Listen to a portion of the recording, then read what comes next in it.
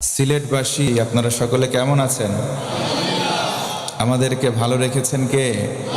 আমার আল্লাহ ডেকে ডেকে বলেন, ও বান্দারা, সমস্ত কাজের শুরুতে, প্রতিটা কাজের শুরুতে আমি আল্লাহর প্রশংসা করো, কাজের শেষেও প্রশংসা করো আমি আল্লাহ। আমরা যদি বলি কেন প্রশংসা করব, আল্লাহ বলেন গোলাম, কারণ হলো লাহুল হুকমু, একমাত্র রাজত্বের মালিকানা আমি আল্লাহর। ও মুসলমান বলেন তো রাজত্বের মালিক কে? আর জোরে বলেন কে? তাবারাকাল্লাযী বিয়াদিহিল মুলকু ওয়া হুয়া আলা কুল্লি শাইইন কাদির। বরকতময় সেই সত্তা যার হাতে ক্ষমতা। ও মুসলমান, কেউ যদি বলে সকল ক্ষমতার উৎস হলো জনগণ, এটা কুফরি কালাম। এই জন্য বলতে হবে সমস্ত ক্ষমতার মালিককে। আর জোরে বলেন কে? আল্লাহ আমার রব। ও মুসলমান ভাইয়েরা বলেন তো, এতে কোনো সন্দেহ আছে নাকি? আল্লাহ আমার রব, আল্লাহ আমার সব। আল্লাহ বলেন গোলাম, কেউ যদি আমি আল্লাহকে বলে আল্লাহ তুমি আমার রব, ও আল্লাহ তুমি আমার সব, আল্লাহ বলেন গোলাম আর দেরি করব না, সঙ্গে সঙ্গে দুইটা পুরস্কার দেব। আল্লাহু আকবার। আল্লাহ রাব্বুল আলামিন বলেন, ইন্নাল্লাযীনা ক্বালু রাব্বুনাল্লাহু সুম্মা ইসতাকামু তাতানাজ্জালু আলাইহিমুল মালাইকা আল্লা তাখাফু ওয়া লা তাহজানু ওয়া আবশিরু বিল জান্নাতিল্লাতী কুনতুম তুআদুন। আর জোরে বলতে হবে আল্লাহু আকবার। আল্লাহ রাব্বুল আলামিন বলেন, ও গোলাম, নিশ্চয় যারা বলবে আল্লাহ আমার রব, আল্লাহ তুমি আমার সব, আল্লাহ বলেন কথা বলে যদি টিকে থাকতে পারো, সুম্মা ইসতাকামু, অটল থাকতে পারো, অবিচল থাকতে পারো, আর যদি হেলে না পড়ো, আমি আল্লাহ দুইটা পুরস্কার দেব। এক নম্বর পুরস্কার, তুমি যেদিন মারা যাবা। ও মুসলমান ভাইরা বলেন তো, আমাদের মরতে হবে, কোনো সন্দেহ আছে নাকি? আল্লাহ রাব্বুল আলামিন বলেন, ইযা জাআ আজালুহুম লা ইস্তাখিরুনা সাআতান ওয়া লা ইস্তাকদিমুন। আমার আল্লাহ বলেন, ও বান্দা, যখন আজাল চলে আসবে, মৃত্যুর সময় ঘনিয়ে আসবে, এক সেকেন্ড সময় তোমাকে দেওয়া হবে না, জায়গায় তুমি ওফাত বরণ করবা। আল্লাহ বলেন গোলাম, যদি আমি আল্লাহকে রব বলে টিকে থাকো, মৃত্যুর সময় রহমতের ফেরেশতা পাঠিয়ে দেব। ওই ফেরেশতারা এসে বলবে, ও আল্লাহর বান্দা, লা তাখাফু ওয়া লা তাহজানু, কোনো চিন্তা নাই, কোনো ভয় নাই, ওয়া আবশিরু বিল জান্নাহ, জান্নাতের শুভ সংবাদ গ্রহণ করো। বান্দা যদি বলে ফেরেশতা বলতো কোন জান্নাত, ফেরেশতা সুন্দর করে বলে দেবে ওই জান্নাত আল্লাতী কুনতুম তুআদুন, ওই জান্নাত যেই জান্নাতের ওয়াদা তোমাদের রব ওই যে আলমে আরওয়াহা, রূহের জগতে করলেন, ওই জান্নাতের সংবাদ লও। তার মানে সব সময় প্রশংসা করতে হবে কার? আল্লাহ রাব্বুল আলামিন বলেন, আলহামদুলিল্লাহিল্লাযী আনজালা আলা আবদিহিল কিতাব। একবার বলতে হবে আল্লাহু আকবার। এই যে আলহামদুলিল্লাহ, হামদুন শব্দের ব্যাখ্যায় মুফাসসিরিনে কেরাম উল্লেখ করেন, পৃথিবীতে যত প্রশংসা আছে শুধুমাত্র হবে কার? আর জোরে বলেন কার? এই জন্য আমরা সব সময় বলবো আলহামদুলিল্লাহ, আমরা বলবো আলহামদুলিল্লাহ। রাসূল আমার বলেন, তিরমিজি শরীফের হাদিস, কিয়ামতের সময় যখন হিসাব নিকাশ হয়ে যাবে, একদল জান্নাতে চলে যাবে, একদল জাহান্নামে। ও মুসলমান বলেন, জান্নাতি আর জাহান্নামী দুই দল কখনো সমান হতে পারে নাকি? আল্লাহ রাব্বুল আলামিন বলেন, লা ইয়াস্তাওয়ি আসহাবুন নারি ওয়া আসহাবুল জান্নাহ আসহাবুল জান্নাতি হুমুল ফাইজুন। আমার আল্লাহ বলেন, ও গোলাম, জান্নাতি আর জাহান্নামী দুই দল সমান নয়। জান্নাতি হবে যারা, চূড়ান্ত সফল হবে তারা। পড়েন সুবহানাল্লাহ। নবীজি আমার বলেন, জান্নাতি একদল, জাহান্নামী একদল। আল্লাহু আকবার। এই যে মানুষগুলো জান্নাতে গেল, জান্নাতে যাওয়ার পর কাতারের সংখ্যা হবে 120 খানা। মানুষের ক্লাসিফিকেশন হয়ে যাবে 120 খানা। রাসূল আমার বলেন, আলা সাইরিল উমাম, সমস্ত নবীদের মধ্য থেকে 80 খানা কাতার পাবে আমার উম্মত। বাকি থাকে 40টা কাতার। সমস্ত নবীর উম্মত সেই বাকি 40টা কাতার পাবে। খুশি হয়ে বলেন না সুবহানাল্লাহ। 120টা কাতারের মধ্যে 80টা কাতার পাবো আমরা। সামনের একটা ভিআইপি লাইন, আল্লাহ রসুল বলেন, ওই যে প্রথম লাইন স্থান পাবে কারা?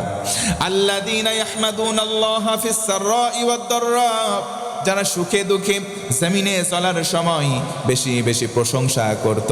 আল্লাহ রসুল বলেন তারা জান্নাতের প্রথম কাতার পাবে। পড়েন সুবহানাল্লাহ। এই জন্য আয়াতে কারিমার প্রথম শব্দ প্রশংসার শব্দ। সব সময় প্রশংসা করব। ও ভাইয়েরা, একবার আওয়াজ করে বলেন তো আলহামদুলিল্লাহ। এই প্রশংসা করলাম কার?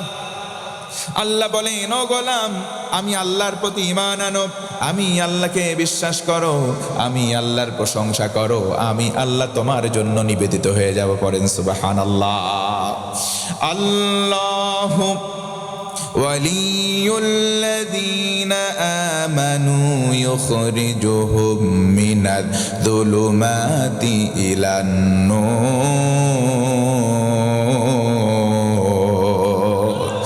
আমার আল্লাহ বলেন, ও গোলাম, আমি আল্লাহতে যদি তুমি বিশ্বাস করো, আল্লাহকে যদি মেনে নাও, আমি আল্লাহ তোমার বন্ধু হয়ে যাব। পড়েন সুবহানাল্লাহ। আল্লাহ যদি কারো স্পষ্ট, প্রধানত 10 কারণে আমি সংক্ষেপে করে বলি। 1 নম্বর কারণ, এই কোরআন পড়লে সওয়াব হয়। জোরে বলুন সুবহানাল্লাহ। মান ক্বারা হারফাম মিন কিতাবিল্লাহ, নবীজি আমার বলেন, কোরআন থেকে কেউ যদি একটা হরফ তেলাওয়াত করে, একটা নেকি তার আমলনামায় দেওয়া হয়। এই নেকিকে 10 আমসাল, নবীজি আমার বলেন কমপক্ষে 10 গুণ বাড়িয়ে দেওয়া হয়। তার মানে হলো একটা অক্ষর তেলাওয়াত করলে 10টা নেকি বান্দার আমলনামায় দেওয়া হয়। আমার বন্ধুগণ, গভীর মনোযোগ বাড়ান।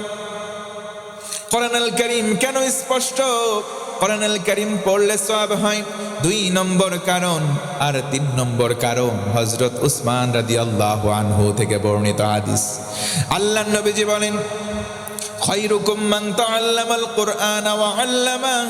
এই কোরআন কেউ যদি পড়ে আর মানুষদেরকে পড়ায়, দুনিয়ার মধ্যে 2 শ্রেণীর মানুষ সবচাইতে সম্মানের হয়ে যায়। 1 নম্বর কারণ, কোরআন পড়লে সওয়াব হয়। 2 নম্বর কারণ, কোরআন শিখলে সওয়াব হয়। এই কোরআন 3 নম্বর কারণ, স্পষ্ট শিখাইলেও সওয়াব হয়। আল্লাহু আকবার। ও মুসলমান, আজকে কোরআন প্রত্যেকটা মানুষের ঘরে ঘরে অন্তত একটা করে কপি আছে না নাই? কোরআনের কপি আছে, কিন্তু কোরআনের তেলাওয়াত নাই। কোরআনের তেলাওয়াত না থাকলে অনেক ঘর এমন আছে, সকাল যখন হয়ে যায় মিউজিকের মধ্যে চালু করে দেয়, গান বাজনা বাজে, সকাল হয় মানুষের খারাপ কাজ দিয়ে কথা বলেন, আছে না নাই? অথচ উচিত ছিল কোরআনের আওয়াজ দিয়ে সকালটা হওয়া। বাংলার জমিনে এমন সময় ছিল যেই সময় সকাল হতো মানুষের গুনগুন তেলাওয়াত দিয়ে। আজকেও যদি সেই সোনালী সমাজ আমরা ফিরে পেতাম, সোনালী সমাজ ফিরে পাওয়ার সঙ্গে সঙ্গে আল্লাহ রব্বুল আলামিনের রহমতের ফোয়ারা বাংলার জমিনে আসতো। কথা বলেন ঠিক কিনা? এই কোরআনুল কারীম স্পষ্ট। এই কোরআনুল কারীমের মধ্যে বক্রতা নাই, প্রধানত 10 কারণে। আরেকবার আওয়াজ করে বলেন, কয় কারণ? 1 নম্বর কারণ, কোরআন পড়লে সওয়াব হয়। 2 নম্বর কারণ, কোরআন শিখলে সওয়াব হয়। 3 নম্বর কারণ, কোরআন শিখাইলেও সওয়াব হয়। জোর গলায় একবার বলতে হবে সুবহানাল্লাহ। 4 নম্বর কারণ হলো কোরআন শুনলে লাভ হয়। 4 নম্বর কারণ হলো, মুসলমান, কোরআন শুনলে সওয়াব হয়। কথা বলেন ঠিক কিনা? আল্লাহ রাব্বুল আলামিন বলেন, وَإِذَا قُرِئَ الْقُرْآنُ فَاسْتَمِعُوا لَهُ وَأَنصِتُوا لَعَلَّكُمْ تُرْحَمُونَ।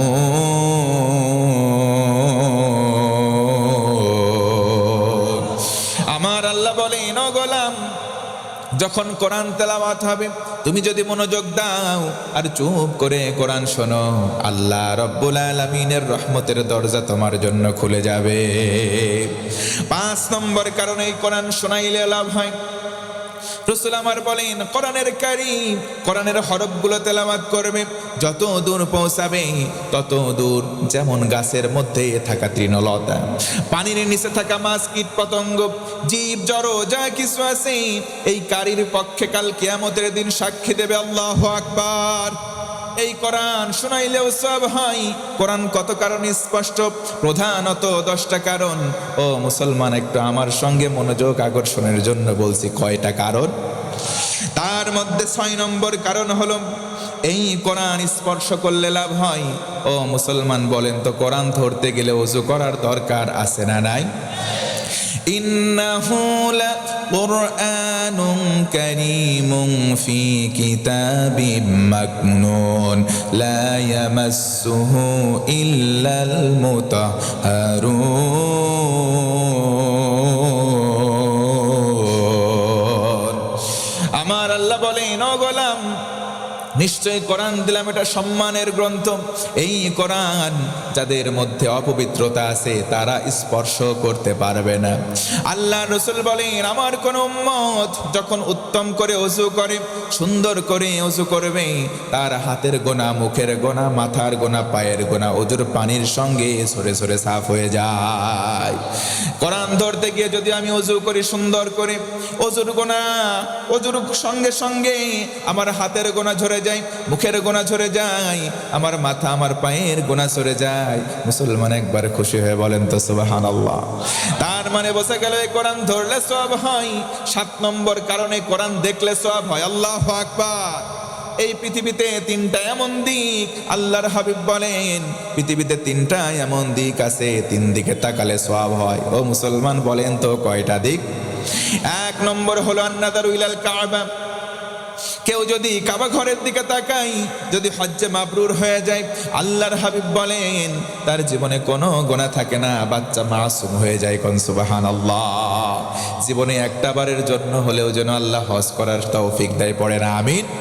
2 নম্বর হলো আন-নাযারু ইলা ওয়াজহিল ওয়ালিদাইন। কোন সন্তান যখন পিতামাতা দুইজনের চেহারার দিকে নেক নজরে একবার তাকাবে, আল্লাহর হাবিব বলেন একবার তাকালে একটা কবুল হওয়া হজের সওয়াব দেওয়া হয়। আরো জোরে বলেন না সুবহানাল্লাহ। সেই পিতামাতা অনেকের বাড়িতে আছে, কিন্তু কিছু সন্তান, তাদেরকে সন্তান বলবো না, তাদেরকে বলবো আমি কুলাঙ্গার শয়তান। পিতামাতার হক আদায় করে না, মানুষ দেখানোর জন্য শীতের বস্ত্র দান করে। এই দিকে বাপ মা লেপ নাই, অনাহারে থাকে, কথা বলেন আছে না নাই? এইগুলো সন্তান নয়, এইগুলো কুলাঙ্গার শয়তান। আওয়াজ দেন, কথা ঠিক কিনা? অথচ এই মা, আল্লাহর রাসূল বলেন তোমার মায়ের পায়ের নিচে ধুলি নাই, কাদা নাই, স্যান্ডেল জুতা নাই। প্রতিটা মায়ের পায়ের নিচে সন্তানের জন্য রয়েছে জান্নাত। মায়ের কান্দন যাব জীবন, 2-4 মাস বোনের কান্দন রে, ঘরের বড়ি পারের কান্দন 2-1 দিন পর থাকে না। গর্ভধারিণী মা, জন্ম দুঃখিনী মা, কপাল পোড়াহায় আমার জন্মদাত্রী মা।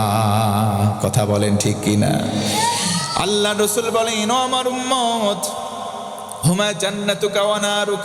মা বাবা তোমার জান্নাত, না হয় মা বাবা তোমার জাহান্নাম। এই জন্য 2-এর সঙ্গে ভালো আচরণ করবো ইনশাআল্লাহ। 3 দিকে তাকালে সওয়াব হয়। 3 নম্বর হলো আন-নাযারু ইলাল মাসাহাফ আবিল কুরআনুল কারীম। কেউ যদি কোরআনটা খোলে আর বলে এগুলো আমার রবের কথা, আমার আল্লাহর কথা, যতক্ষণ তাকিয়ে থাকবে ততক্ষণ রহমতের ফেরেশতারা তার জন্য ইস্তেগফার করতে থাকে, দোয়া পড়ে। আল্লাহু আকবার। ও মুসলমান, এই জন্য কোরআন যদি আপনি পড়তে নাও পারেন, কোরআন খুলে খুলে বলবেন এগুলো আমার আল্লাহর কথা, বলেন ইনশাআল্লাহ। 8 নম্বর কারণ হলো আমার ভাইয়েরা, এ কোরআন মানলেও লাভ হয়, কথা বলেন ঠিক কিনা? ফামান তাবিআ হুদায়া ফালা খাউফুন আলাইহিম ওয়ালা হুম ইয়াহজানুন।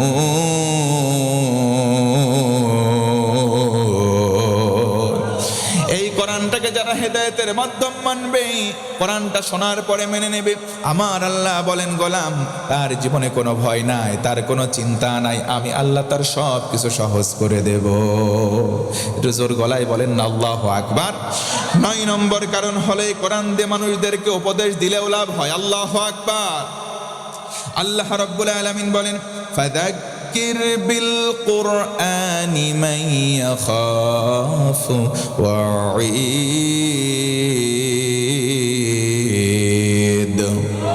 আল্লাহ রাব্বুল আলামিন বলেন কোরআন দিয়ে মানুষদেরকে উপদেশ দাও, যাদের কলিজায় আল্লাহর ধমকের ভয় আছে তাদের কলিজায় কাজ হবে। ও মুসলমান বলেন তো আল্লাহকে আমরা ভয় করি কি করি না? আরো জোরে বলেন করি কি করি না? আল্লাহ রাব্বুল আলামিন বলেন ও গোলাম যদি আমি আল্লাহর ভয় তোমার কলিজার মধ্যে থাকে, আমি আল্লাহ দুনিয়ার কোনো মানুষকে তোমার সঙ্গী বানাবো না। আর সে আজিম থেকে ঘোষণা করলাম তোমার কলিজায় যদি আল্লাহর ভয় থাকে আমি আল্লাহ তোমার বন্ধু হয়ে যাব।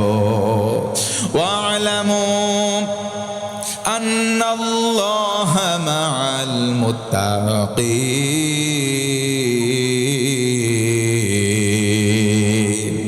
আল্লাহ রাব্বুল আলামিন বলেন জেনে রাখো, শুনে রাখো, আমি আল্লাহর ঘোষণা হলো ও গোলাম তুমি যদি তাকওয়াবান হও, তোমার কলিজায় যদি আমি আল্লাহর ভয় থাকি, আমি আল্লাহ দুনিয়ার কোনো মানুষকে ছেড়ে দেব না, সরাসরি আমি নিজেই তোমার বন্ধু হয়ে যাব। সুবহানাল্লাহ। আমি তোমার সঙ্গে থাকব। দুনিয়াতে যদি আমার কেউ না থাকে, যদি একমাত্র আল্লাহ থাকেন, ও মুসলমান বলেন তো আমার আপনার ভয় থাকার কোনো কারণ আছে? আল্লাহ যদি আমার সঙ্গী হয় কোনো ভয় আছে নাকি? আল্লাহ বলেন তাকওয়াবান হও, আমি আল্লাহ সঙ্গী হব। আল্লাহু আকবার। 10 নম্বর কারণ হলো এই কোরআনের জন্য জীবন যদি কেউ দেয় তাও লাভ হয়। ও মুসলমান বলেন কোরআনের জন্য জীবন দেওয়ার মানুষ বাংলার জমিনে আছে না নাই? আসতে বলবেন না, জোরে বলেন আছে না নাই? এই কোরআনের জন্য জীবন দেওয়ার মানুষ বাংলার জমিনে আছে না নাই? কোরআনকে ভালোবেসে জীবন দিয়েছে উৎসর্গ করে অনেকে। আল্লাহ বলেন এই কোরআন ওয়ালাম ইয়াজআল্লাহু ইওয়াজা, কোনো আড়ষ্টতা নাই, বক্রতা নাই। 10th and ফাইনাল 10ম কারণ হচ্ছে এই কোরআনের জন্য জীবন যদি কেউ দেয় তার লাভ হয়। জোরে কোন সুবহানাল্লাহ। কুলু লিমান ইউকতালু ফি সাবিলিল্লাহি আমাত বাল আহইয়াউ ওয়ালাকিন লা তাশউরুন।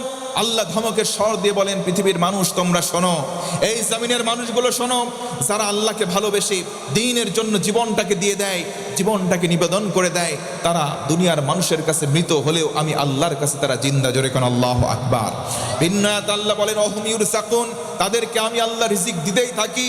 ও মুসলমান, এজন্য যারা কোরআনের জন্য ইসলামী আন্দোলনের জন্য জীবন দেয় তারা জীবন দেয়া দৃশ্যমান হলেও তারা প্রকৃতপক্ষে মরে না। কথা বলেন ঠিক কিনা?